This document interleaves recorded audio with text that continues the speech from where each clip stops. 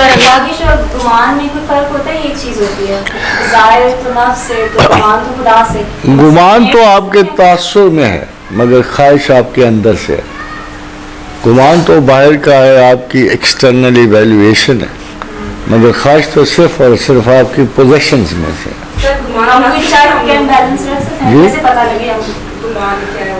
ہم ظاہر کرتے ہیں وہ ویسے تو اصول اس کا اللہ نے دیا ہے، مگر کوشش کرو کہ اس اصول کی آخری نوبت نہ آئے.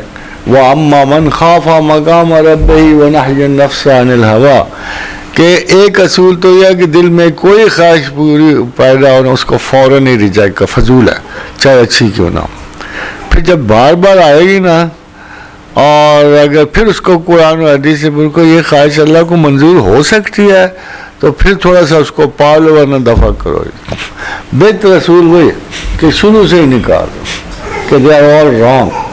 اگر وہ اللہ کی طرف سے آئی ہے تو وہ خواہش حقیقت ہو کے پلٹے گی، سمجھے نا، ورنہ وہ خواہش ہی رہے گی، پھر آرزو ہی رہے گی، پھر وہ اسی طرح آپ پریشان ہوتے رہیں گے.